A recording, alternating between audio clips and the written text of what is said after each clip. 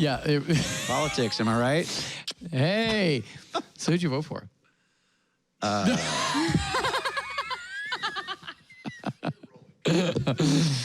Reagan? Yeah, there you go. Reagan. I loved Reagan. He was so good. Right. Trust but verify. Yeah, 84, baby. And 80, you know. Roosevelt. I voted for Roosevelt. That's good. All right, so I think you're going to play a song. So, is this the time? Yeah, let's play. You're Cody, done, you're done with all the questions? Well, we got like, I mean, I can just play right here. She needs like leave in like 10 minutes, and so I'm kind of worried about that. There's like a lot of factors going on, and I kind of want you, to go. you know, and then we'll kick her out of here because she needs to cry or something after you play your song. Yeah, you know, you might be a little rusty. I am actually.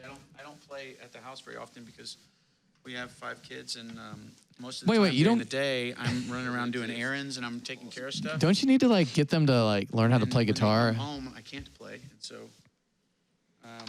because they're playing piano and guitar, they're taking guitar lessons and playing piano, so it's not like a whole lot of opportunity to get in there and get after it. But I should write more, play more during the day, but 28 years, I'm like, I got it. I told you in the beginning I'm lazy, right? There's hey, laziness, right? Well, it works when you got talent. Well, not when you're trying to write. If I'm trying to come up with new material, people are like, when are you going to put a new record out? I'm like, when I sit down long enough to write something. Yeah. But there, you know, COVID helped a lot. I actually wrote quite a bit there. And then it's just sort of not been as much. You still need to be close to the mic, unfortunately, whenever you're talking. Yeah. Yeah. Get up on it. Get up on it. Get up on it. Katie's got to go here. Did Catie go to the bathroom? She did. Good timing. Perfect timing, Catie. That's true. It's been pretty great. We'll break it into 3. If I mess up, we can start over. Right? Yeah, absolutely. There's, you know, we would never put your mess ups on the internet. I think I know why you love me, why you said I do, why you're standing here beside me after all that we've been through. It's clear that I'm not worthy to feel the way I feel, but the mercy that you pour out, girl, shows me God is real. Oh, I want to take my time and get this right. Get to know you for the rest of my life. The way you blush, the way you cry, the way you hold your head up high, the way you always stand your ground from what you know is right, the way you fall asleep when the movie starts, every time it's true. Oh, and it might take forever, and I want it to, 'cause I'm still learning you.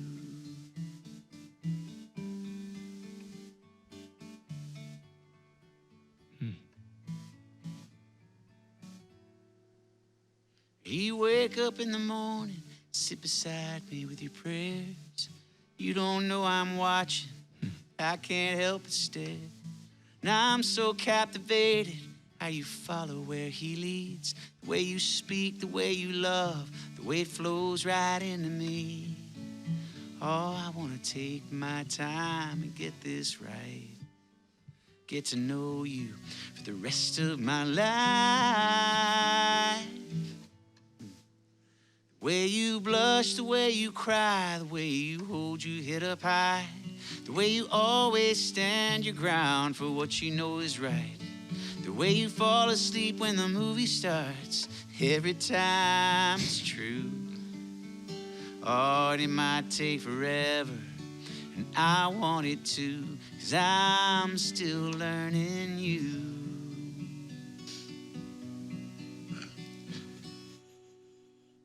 Oh, man. It's good because Katie's Forgot crying. there's a bridge. Hit the bridge. You say you feel at home when you're outside, the sun is shining. You're the most you that you've ever been in this life of yours and mine. I want to take my time and get this right. Get to know you for the rest of my life. The way you blush, the way you cry, the way you hold your head up high, The way you always stand your ground for what you know is right. The way you fall asleep when the movie starts. Every time it's true. When it might take forever, and I want it to, 'cause I'm still learning you. Yeah, I'm still learning you. I spent a lifetime learning you.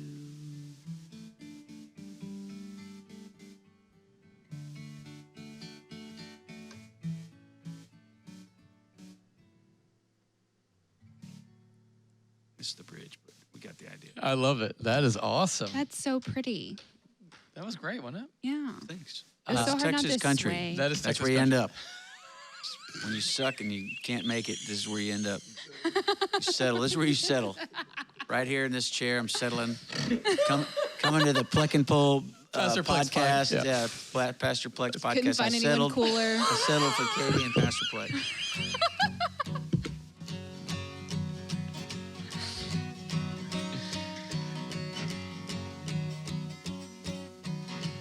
Want to hear another one? Yeah, of course. Of course. This is what happens when you settle. So what happens when you don't make it?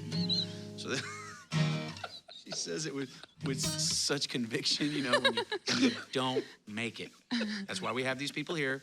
It's kind of like we're going to the prisons and talking to the prisoners, but we are a faith-based podcast, and we are here to I don't take say those things that without have conviction. to So say. So this is a... That's why we don't have Willie Nelson here. We had to get the guy that settled. we didn't have to pay him. Yeah. So when I first kind of... So this is we were having some trouble in our marriage, and we came to see you, and Yeah. this is one of the songs that I kind of wrote about what happens after it all the dust settles, so to speak. Yep.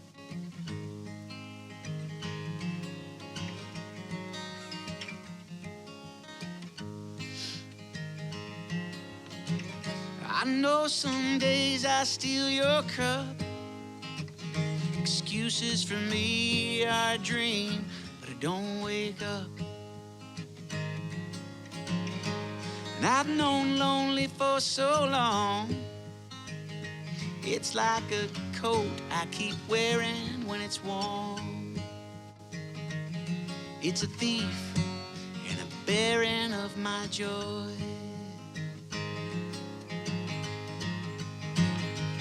But there's a heartbeat dancing somewhere here below.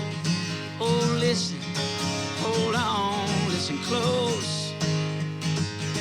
And when that heartbeat dances, Lord, everybody knows the wayward of heaven's coming home. Oh, but he leaves behind one hell of a storm.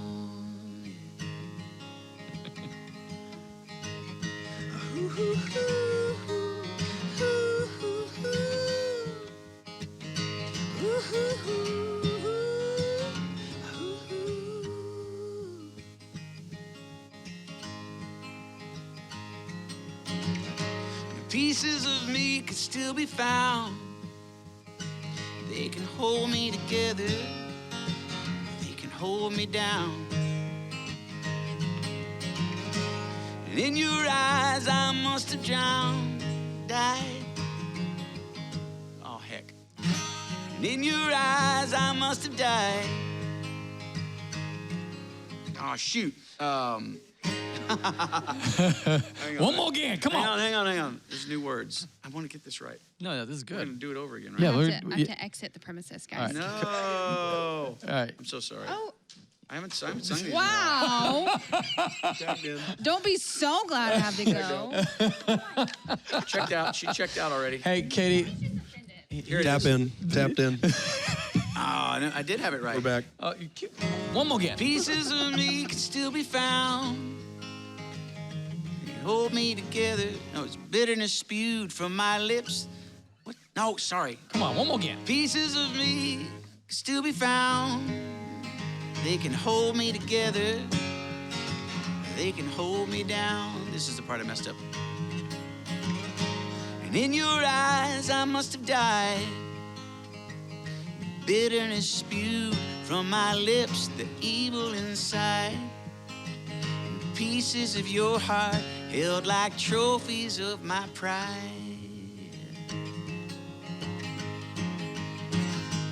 But there's a heartbeat dancing somewhere here below. Oh, listen, hold on, listen close. When that heartbeat dances, Lord, everybody knows the wayward of heaven's coming home. Oh, but he leaves behind one hell of a stone.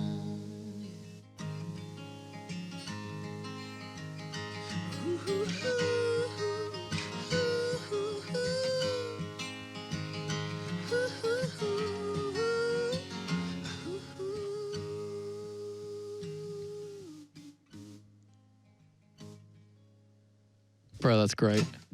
Hey, is this one out already? No, neither one of those are. It'll be on the next record. Oh, wow. You heard it here. Hopefully somewhere in the first part. Somewhere maybe first. Yeah, somewhere maybe first. Because I feel like this is really powerful. I mean, for all the infidelity that you guys went through, for your guys' marriage to be as strong as it is, and the reason why I'm bringing this up is at our church, we're, what's the best way to put our church? We're very real. And so there's a lot of affairs that are very pronounced and just real struggle. Especially for guys on the front end of it, they got caught. That's the hardest part. Yeah.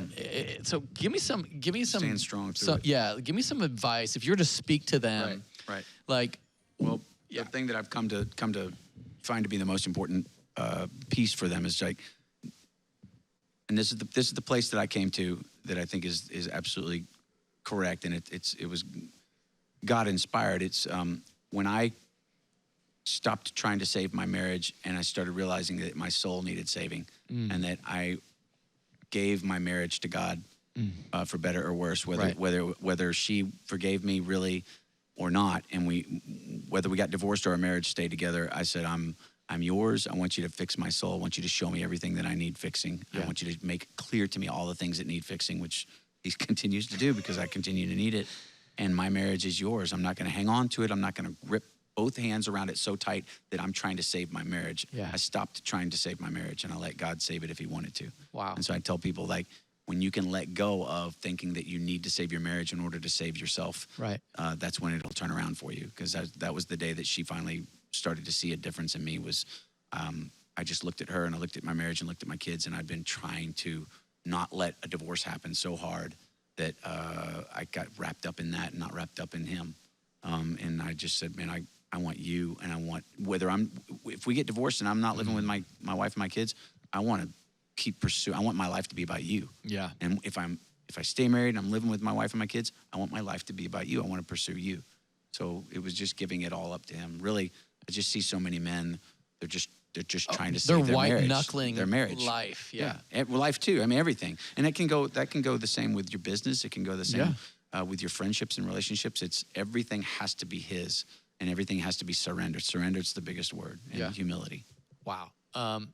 So that's the picture of your life at home. You've got like sort of a ministry within the band, and I feel like life has sort of I don't want to say come back to normal because it's still sort of weird, but the post-COVID world, is it sort of back to normal with you playing and on the road and doing all the things? Totally coming back to normal, yeah. And so now, because you kind of got like I don't know if it's fair to call it a respite, like you kind of were forced to not travel probably quite as much, and that was probably on one hand unbelievably scary, on the other hand great.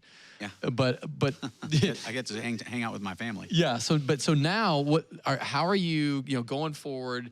You're still leading your family, still being spiritual. How do you keep the balance of like, hey, I got to go out and pay the bills, so to speak, and do what God's called me to do, and then be a husband and a father? What's the primary thing that's going off in your head as you're traveling?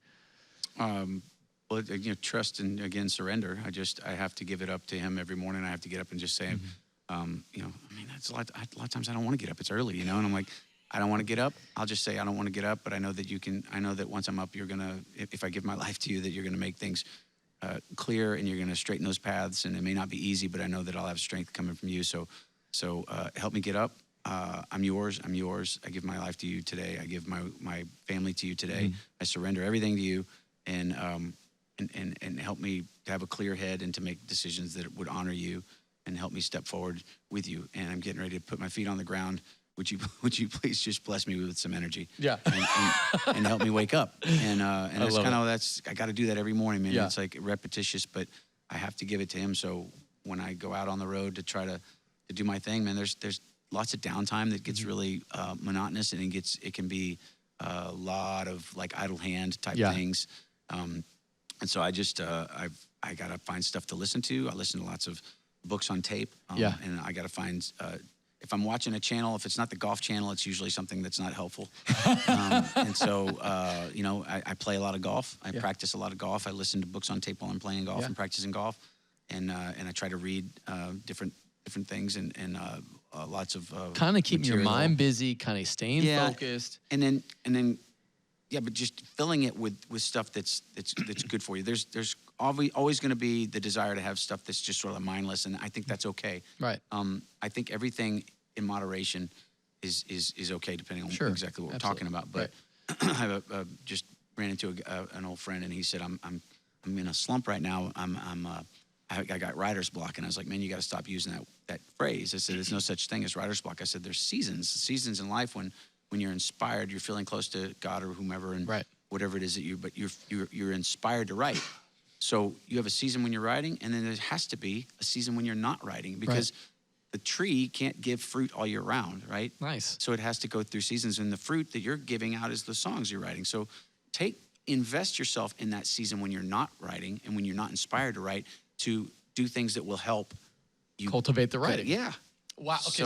So embrace the time that you're not writing. So it's is just your a season? So the album that's coming out, we got these 2 songs. I mean, how many more you got for us? Like right now, I'm not writing. I would say I'm in a writer's block, but I'm not. I haven't been inspired, and I haven't committed myself to a place where I want to write. I don't want to write. It's really weird, and I'm okay with it. Yeah. Like, I'm totally okay with it. I'm totally okay with it. But it's what it is, and I'm just like, I'm waiting. I'm like, God, you're gonna inspire me, and it's gonna be amazing. It always is. It always is. Whenever I go into the sessions, I'm like, just make it amazing. That song, the Still Learning You, wrote with this girl. I've never written with a girl before, and I made it to where, like, we met in a crowded place for breakfast, and then I said we went to go write, and I was thinking the whole time we're going to go into one of these rooms and shut the door, and I'm like, I can't do that. I need to tell her that we got to leave the door open, and that's going to be so weird. And yet I was like, God, just help me to where it's not weird. And as soon as we walk in there, she goes, hey, do you mind if we leave the door open? And I was like, thank God. But we wrote that song together, and it was because we sat down and I just started telling her about my faith and then my marriage and about all this stuff. And I just kind of unloaded everything that I've unloaded with you in the course of 15 minutes. And she was just like, I'm so glad to hear you say this, because in Nashville, nobody talks about God, and I'm a believer. And it just opened up the door. Oh, wow. And so we were totally inspired. Like, God just put his hand on that, and I feel like it was just a beautiful write and a beautiful session. And so it was just giving it up to him. And so I think going forward, I'm just gonna write whenever I'm feeling motivated or inspired. But right now there's 5 songs that we've got. You always want to have like a pool of songs to write from, so you can all get together and say, yeah, there's 10 songs here, these are the 5 best, or 20 songs here, and these are the 10 best. However it is that however many songs you're going to record.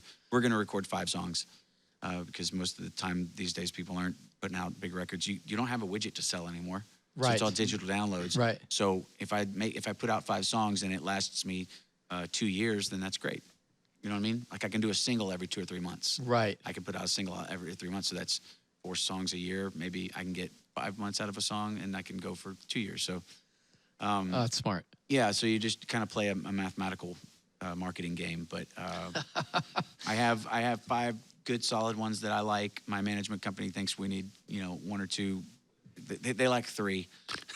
but perfect things come in threes. It's what it is. I'm like, look, I don't have the 2 that you think we need, but I think the 5 that we've chosen from the 10 that we have is good. Well, with me in studio, just sort of appeared at the table here is Cody Sparks from the Cody Sparks Band, also a Texas country music more or less singer. retired. You're not more. Hey, you played at Gillies last night. What else do you want? That's fair. Kids getting a good Christmas. Hey, That's where what they're it is. at. That's where it's Private at. shows, they put our kids in diapers. Exactly right. okay, explain that, because for those of us not in the music business, like what's the difference between a private show and a like a concert? You're guaranteed to sell out. Yep. So when you play a venue, Like what's the like? I'm going to use round numbers that don't apply to me. Okay. Let's say I play a venue, and the most that I can make if it's a sellout crowd is $100,000. Okay. Okay. Then when I play for a private, I'm guaranteed $100,000 for the show, no matter what happens. No matter how many people are there. If they have it at their you play at living Billy room, Bob's, play in their living room for $100,000. oh, yeah, That's what it is. okay. But if you play at Billy Bob's, you get a certain amount off of Of how the many door. I get a percentage of the door. I get a guarantee. Most of the time, you get a minimum guarantee. It's like 10% of what you would make if you sold it out. Got so it. say if I played Billy Bob's, they would give me a $10,000 guarantee. Right. And I would make, I think you only make 60% of the door. So the max that I would make is $100,000, which would equal 60% of the door. Got it. So Okay. then they take Using- percentage of your merch. Yeah, and then they take a percentage of merch. So you have to bump your merch prices up, which ends up screwing And it your makes fans over. mad.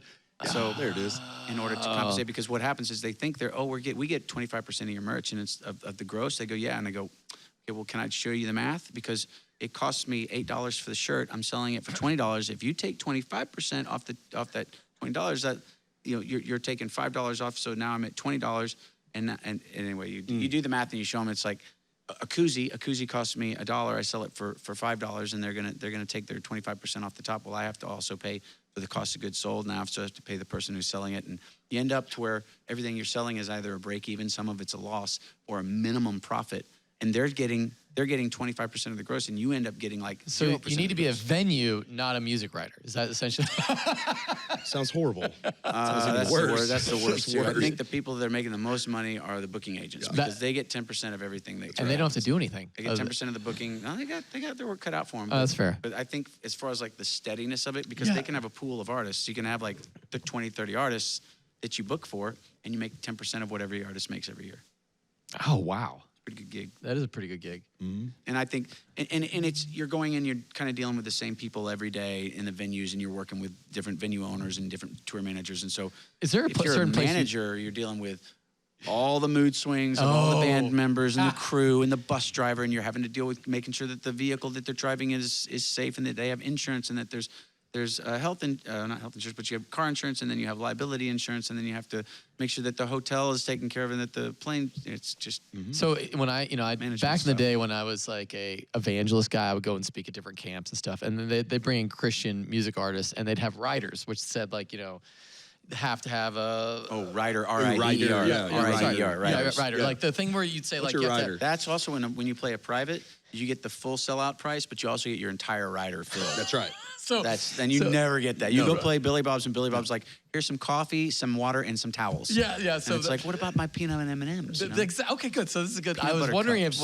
if this was true or not. Peanut 'cause butter there- and jelly. There was It's one peanut time I butter, went, a lot of peanut butter. and there was a guy that was, he was a Christian music famous guy, and I was speaking. He was playing, and he had a rider that like they had to take all the green M&Ms out of the M&M bowl and had the certain amount. And they go, and he said, well, yeah, I didn't talk to the actual musician. I talked to his agent. And he goes, yeah, it just allows the singer to know what he's in for. If the M&Ms are all there, it's not going to be that good. If the green M&Ms were taken out, they're taking care of you. I was like, that is a wild perspective. Oh, that's not how I see No. it. I've never Never thought of it that way experienced either. that. I've never requested that, and I've never Yeah, that's good. seen it that way. Yeah, that's only, I guess, in Christian circles. It's really Bunch of interesting. divas, man. Where are the rock Christian going? singers- I went to CCM. the other way, right? I mean, yeah. Christian singers are supposed to be like all nice and sweet. Like and Jesus. Well, no. Hey, the best one was Todd Agnew. I don't know. You probably don't know who he is, but he Grace Like Rain. That's right. That's on. And is he like a cassette player?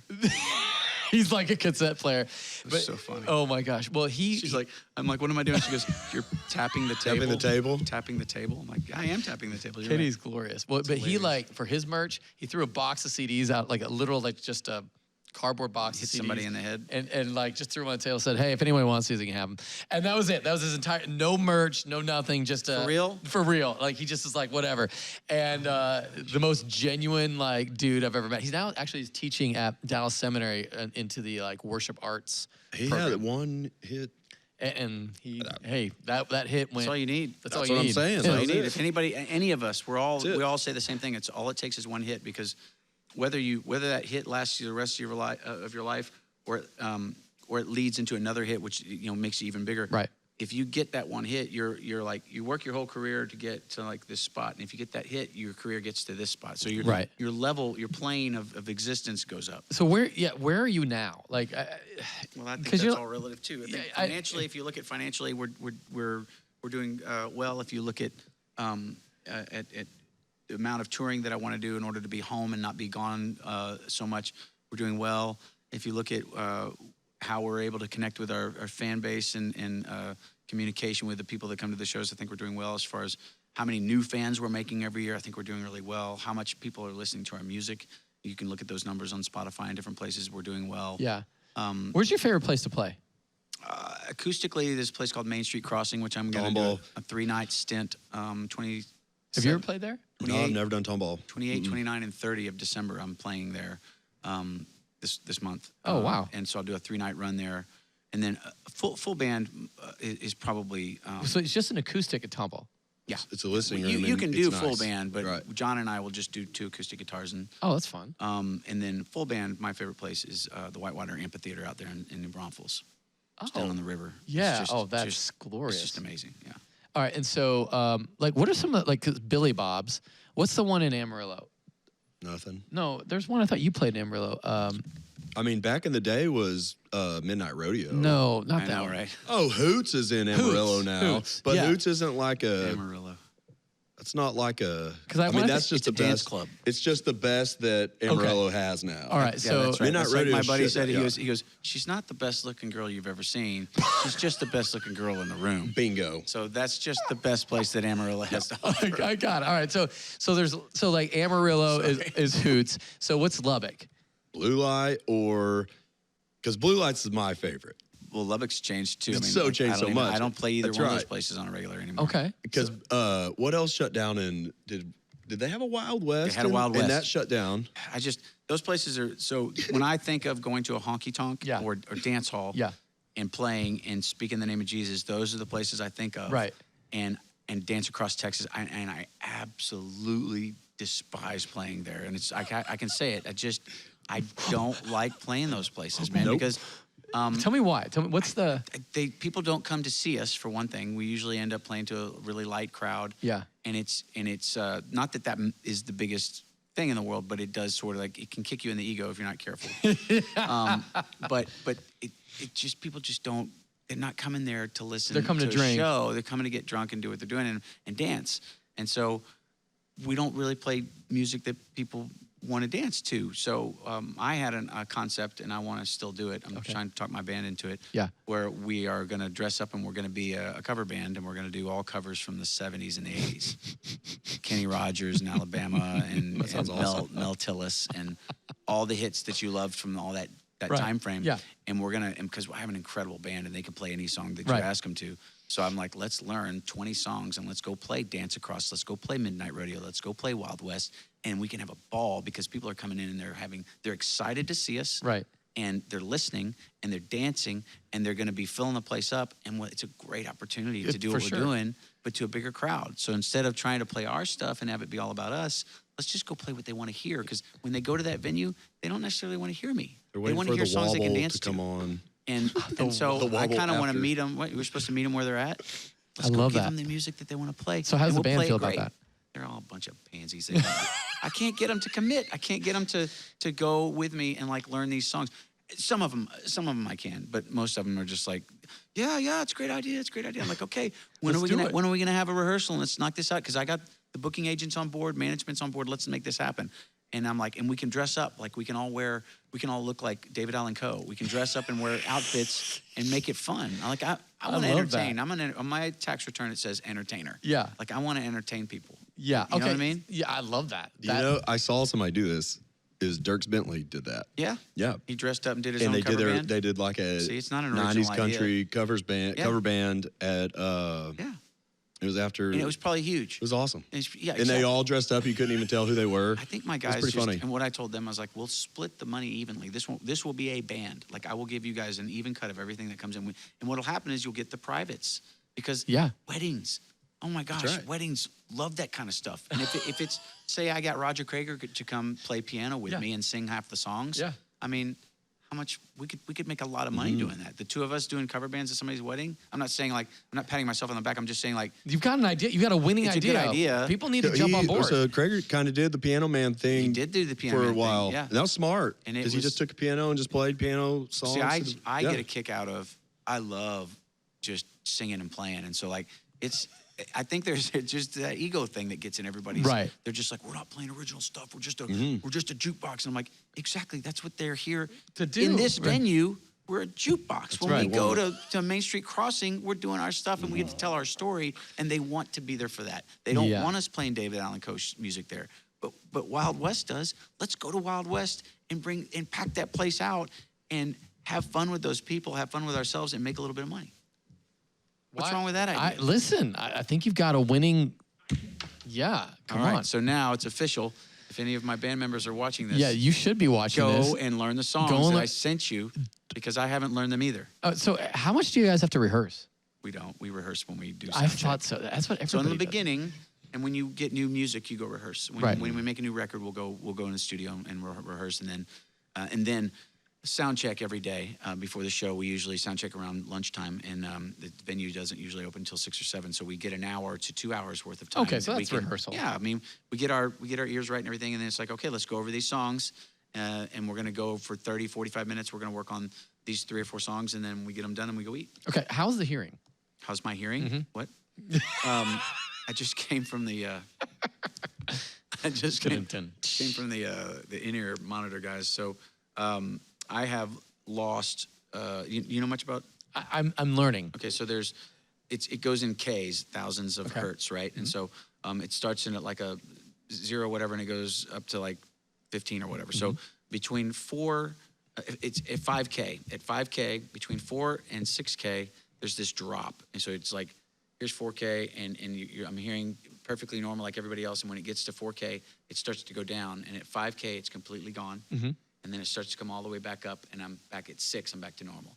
Oh, interesting. So what that 5K is like a shotgun, a big, loud blast, a snare drum that you're standing in front of, your ear canal, the opening's here, and it goes down like this, and then it curves, and it does that big spiral thing, right? And so the hearing, the noise goes in there, and it goes down straight, and there's cilia at that first turn. Well, where that first turn is 5K. And so a gunshot blast, a snare drum over and over, it kills that cilia right there, those hair follicles. Wow. And so you lose the hearing, and that the first one that everybody loses is 5K. All right, so yours is gone. Mine's toast. But it doesn't, I mean, it affects it a little bit. It's more of a tone thing. Like when I do the mix on my ears or on your stereo system, I want it to be a little bit more of the high end stuff, of the shrilly, tingly stuff instead of the low stuff. I want to hear more on the high end of the mix because I'm missing that mid range, and so I overcompensate by getting more high end.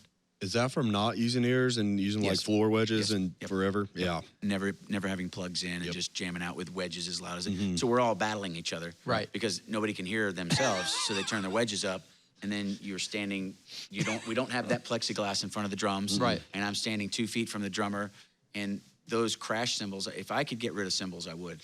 I hate cymbals. I think they're unnecessary. But Interesting. I love this. I took a cymbal off one time and threw it into the crowd, and I hit somebody in the head. Oh. Almost killed them. Did you really? Oh, yeah. I thought I threw it like this, but I ended up throwing it like a frisbee. Yeah. I mean, I was just like, I could have killed the guy. I mean, it's like he came later with the cymbal and his head's gashed and he's bleeding. I'm like, you're not gonna sue, are you? He goes, no, you don't want you to sign it, bro. It's like, I'm gonna sign it as much, but above where I sign, it's gonna be your signature too, so you're never gonna sue me. But yeah, the plexiglass cover is great, and that protects your ears, and you could theoretically play up here and not have that kind of. But it's that snare and those cymbals is just crashing. Whatever's bam, bam into your ears is killing that. Yep. And so hearing protection, that would be something I would tell people if they're going to get into music, is to get in-ear monitors as soon as possible. Right. And or wear noise canceling. Like, you can get earplugs that have different decibel levels. Right. So 10, 15, 20, and wear those and get used to that, learning how to sing with that kind of stuff in. Wow. Because 10 to 20 decibel levels of muting will save your ears. So do you ever have like selective hearing with your wife? Do you ask? That's not a serious question. Are you looking in the mirror right now? No. So my wife thinks that I have the beginning stages of Alzheimer's, to the point that when we went to the doctor a couple of years ago, she asked him to do the test, and he did the test and said, he asked me a question, and 5 minutes later asked me another question, and I'm supposed to remember what the question or the answer was, and I did well enough to where he's like, you absolutely don't have Alzheimer's. And so I was like, dang it, because what that means is I have selective hearing with my wife. But I think. But you can at least have like, listen, that you hitting that 5K range. I couldn't hear you. It's, I wish, my wife's voice is right at 5K. But I think what happens is like it happens with everybody that I know. I'll forget conversations and topics and things that we. Well, I have zero memory when it comes to my wife. She remembers everything. Yeah. She's such a great story recounter. Like, I just can't. She can tell details of like everything, and I'm like, I know I was there. I was totally there, and I think it was snowing outside. Yeah. That's about all I got. No, you weren't there. It definitely wasn't snowing. And it was no snow. It was the middle of July. It was in Hawaii. Oh, that's right. That's right. I knew it was something like that. Yeah. I knew I was awake. Oh my gosh. Any other questions for Cory before we wrap this bad boy? Have you ever seen I'm sure you haven't, but Pop Star Never Stop, Never Stopping? Oh, no. Oh my gosh. I need to see this. It's ridiculous. No, you don't. But there's a line in there. He goes, he kept going back. He goes, I was there and I wrote the whole song. I may not have written the whole song. You helped write it. You helped write it. Okay, now I'm remembering I was a little bit late. I showed up late. There was traffic. I wasn't there at all. You wrote the whole thing. But he drew it out a little bit longer. He just kept going. Wasn't there. That's right. I was selfish of me. I didn't show up, and I was a little bit late. I wasn't there at all. Yeah. I feel like that's a lot of my life, actually. Well, Cory Morrow, ladies and gentlemen. Oh, it's fun. Hey, listen, if you've got any questions, one of the things we love to do is we love questions. So you could text us in at 737-231-0605, and you could ask any more. I'll bring Cory back here at some point, and we'll answer all the questions that you have for us. Next Christmas will be kind of fun. We'll just collect them all. Next Christmas, we'll answer your queries. Oh, that was good. And so, hey, thank you for listening. We talk faith, culture, and everything in between. And thanks for listening to this extended release podcast. We're pumped for it. Yeah. I'm not sure which one. I'm looking at that one. That one, okay. So, yeah. Hey, remember to subscribe and share and do all the things you're supposed to do, and tell everybody about Cory. When are you playing next? CoryMorrow.com. All of our socials are on there. Yeah. CoryMorrow, not Morrow. Not Morrow, because on the morrow. Cory on the morrow. Cory on the morrow. CoryMorrow.com. I play this weekend. I'm playing in like Fort Worth and Houston or something. In Denton, not real right? sure. I don't know where I'm playing, but Go to CoryMorrow.com. You'll find out. Christmas time. I know I'll be at the Main Street Crossing on the December 28th, 29th, and 30th. Okay. Find Cory wherever you listen to music. He would love it if you downloaded his songs, and so would I. All right, so from our house to yours, have an awesome week of worship. We'll see you next time.